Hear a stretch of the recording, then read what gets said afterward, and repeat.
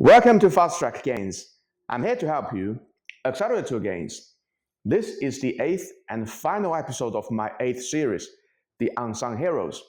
As promised, in this episode, I will introduce the most important unsung hero to wrap up the whole series. But unlike other heroes that are only unsung but still seen, this hero is both unsung and unseen, or at least in the mainstream muscle growth fitness context. And if we are strictly talking about reinstating the glory that is way overdue, then no other muscle deserves this reinstatement more than this muscle. And if you have watched some of my previous videos, you may already have an idea of which muscle I'm referring to. Yes, I'm referring to your heart, the cardiac muscle. The cardiac muscle, or myocardium, is a specialized, involuntary, striated muscle tissue that forms your heart's wall, contracting to pump out blood throughout the whole body. Composed of cardiomyocytes joined by intercalated discs, this muscle is unique in its ability to generate force and maintain continuous, coordinated contractions over a lifetime, adapting its rate and strength to meet the body's demands. In terms of maintaining your daily functions, no other muscle can compete against the heart, not even a chance. The moment your heart stops beating, you will die. And that's just a fact that even the most cardio-hating gym bros will have to admit. That's why in broader general health and fitness context, the status of cardiac muscle and your cardiovascular fitness is more important than your muscle mass. If we are talking about scientific studies, then fitness by default refers to your cardiovascular fitness, not the muscle growth fitness. If you are talking about living longer and healthier, then according to Dr. Peter Attia, one of the leading longevity physicians, VO2 max is the single greatest metric to predict your longevity. If we are talking about basic exercise recommendations, then 10,000 steps a day or 150 minutes of weekly cardio must be the most generic answer. So from a general health perspective, everybody seems to be very aware of the importance of cardiovascular fitness to your general health. However, when it comes to muscle growth fitness context, the status of cardiac muscle and cardiovascular fitness, for whatever reason, has been constantly, willfully downplayed or even patronized.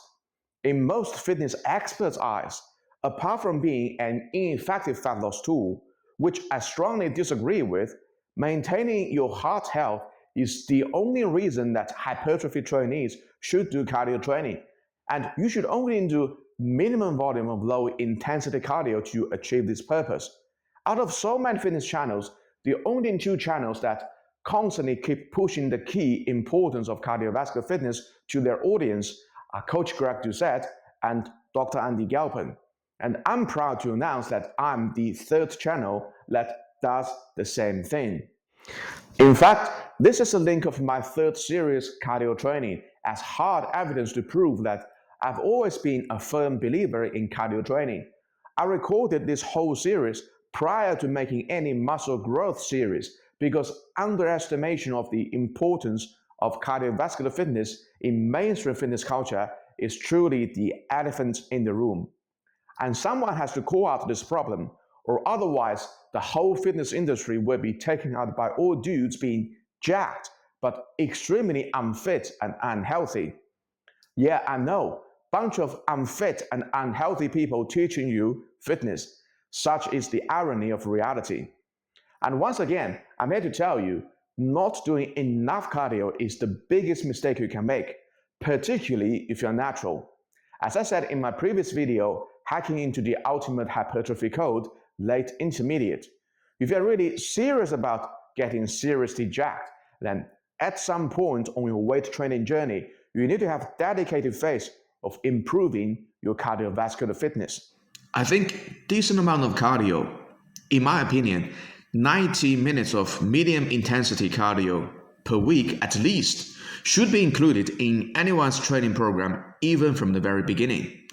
And I think if you're seriously about getting seriously jacked, then at some point on your weight training journey, you need to have dedicated phase of improving your cardiovascular fitness.